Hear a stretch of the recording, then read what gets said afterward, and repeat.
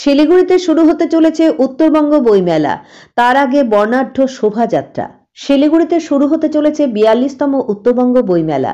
কাঞ্চনজঙ্ঘা স্টেডিয়ামের মেলা প্রাঙ্গণে এই মেলা শুরু হতে চলেছে ৭ই ডিসেম্বর। এই মেলা শুরু হওয়ার আগে ৬ই ডিসেম্বর শহরে একটি বর্ণাঢ্য শোভাযাত্রা বের করা হবে। বৃহস্পতিবার সাংবাদিকদের কাছে বিষয়টি জানান মেয়র গৌতম দেব। মেয়র আরও জানিয়েছেন, বইমেলার উদ্বোধনী অনুষ্ঠানে উপস্থিত থাকতে চলেছেন অনির্বাণ চক্রবর্তী তথা পর্দার একেন বাবু এবং বিশিষ্ট লেখিকা অর্পিতা সরকার। গত বছরের তুলনায় এবারের বইমেলায় অংশগ্রহণকারী প্রকাশনীর সংখ্যাও কিছুটা বেড়েছে। এবারের বইমেলায় প্রায় ৯৪টি প্রকাশনী অংশগ্রহণ করতে চলেছে। কয়েকটি নতুন প্রকাশনীও এই বইমেলায় অংশগ্রহণ করবে। বইমেলার প্রবেশ মূল্য আছে, নর্মাল আছে 20 টাকা এবং স্টুডেন্টদের জন্য 10 টাকা করে আছে।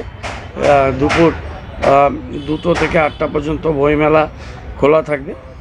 এবছর বইমেলার স্মারক সম্মান পাচ্ছেন রম্মানী গোস্বামী, শিলিগুড়ি, কবি, গল্পকার ও প্রাবন্ধিক। এছাড়া পাচ্ছেন সন্দীপন নন্দী, উনি বালুরঘাটে থাকেন, বিশিষ্ট প্রাবন্ধিক। আমরা শিলিগুড়ির সমস্ত বইপ্রেমী মানুষ, নাগরিক, শিলিগুড়ি আশেপাশের সমস্ত জায়গা, বিশেষ করে ছাত্রছাত্রী, তারা বইয়ের সাথে এই বিষয়ের সাথে আরও সম্যক পরিচিত হোক।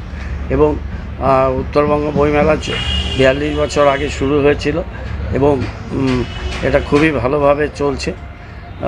এবং যতগুলো ৯৪টা স্টল, এখানে কোনো জায়গায় ফাঁকা নেই, পুরো স্টলের জন্য জায়গাগুলো কভার করা হয়ে গেছে, মানে ফাঁকা নেই যে জায়গা এখন কেউ আসলে তাকে দেওয়া যাবে এরকম অবস্থায়। এবং অনেক প্রকাশনী তারা এসেছিল, কিন্তু স্থানীয়ভাবে তাদের এখানে আর জায়গা দেওয়া যায়নি। আমরা চাই যে খুব সুন্দরভাবে এই বইমেলা অনুষ্ঠিত হোক এবং ব্যাপকভাবে মানুষের অংশগ্রহণে বইমেলা সুন্দর এবং সার্থক হয়ে উঠুক, এটা আমরা চাই। এবার কি বাংলাদেশ থেকে কেউ আসছে? না, বাংলাদেশ থেকে কেউ আসছে না, গতবারও আসেনি। সেরকম কিছু নেই। একটা প্রকাশনী আমাদের এখানেই প্রকাশনী সোনার বাংলা, সেটা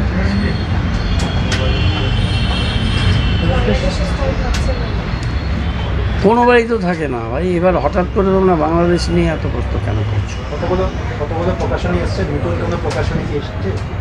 ৯৪টা প্রকাশনী ও বলতে পারবে যে গতবার আসেনি এবার এসছে, এরকম করছে। আজকাল অনেক আছে, আজকাল অনেক বড় করে স্টল করছে, এবার আগে আসেনি।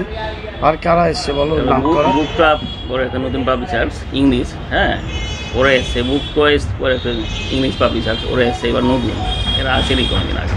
একই সময় দুটি মেলা রাখতে, সেটা না, এটা তো ওইভাবে প্রোগ্রাম করা হয়েছে। সরকারি বইমেলা ভালোই হচ্ছে, এবার অনেক ভিড় হয়েছে।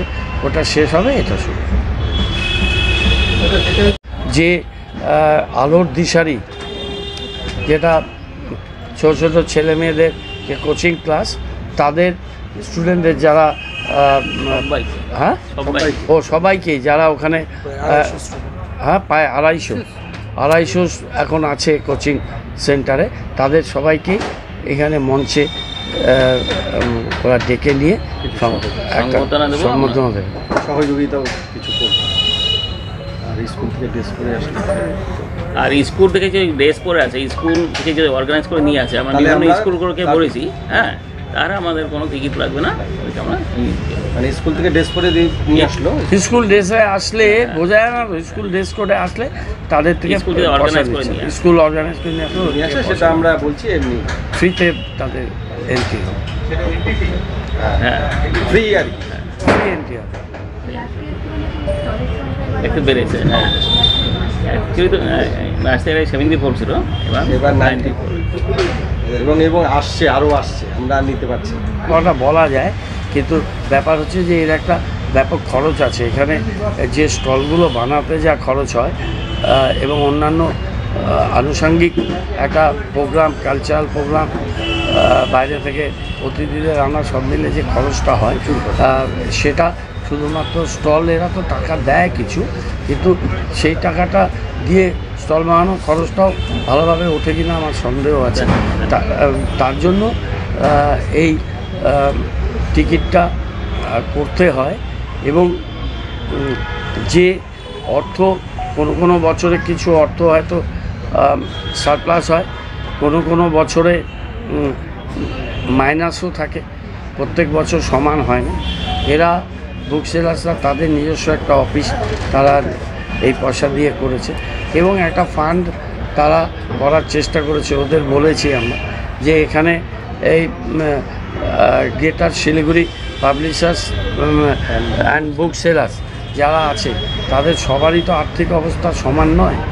তাদের কোনো অসুবিধে হলে, ভগবান না করুক কেউ যদি অসুস্থ হয়ে যায়, কারো একটা হয়তো অ্যাক্সিডেন্ট হলো বা পারিবারিক কিছু একটা প্রয়োজন হলো, সেটা এরা সংস্থা বুঝে তাদের যাতে একটা সাপোর্ট দিতে পারে, সেই সাপোর্টের জন্য একটা ফান্ড এদের আমরা বলেছি যে একটা ব্যাংকে ফিক্সড ডিপোজিট করে বা অন্য কোনোভাবে একটা রিজার্ভ ফান্ড যদি অল্প অল্প করে তৈরি করা যায় তাহলে কিন্তু এই সংস্থার কাজে লাগবে বা সমাজের কাউকে কোনো একটা কিছু ভালো কাজে কিছু সাপোর্ট দেওয়া, সেটাও এরা দিতে পারবে।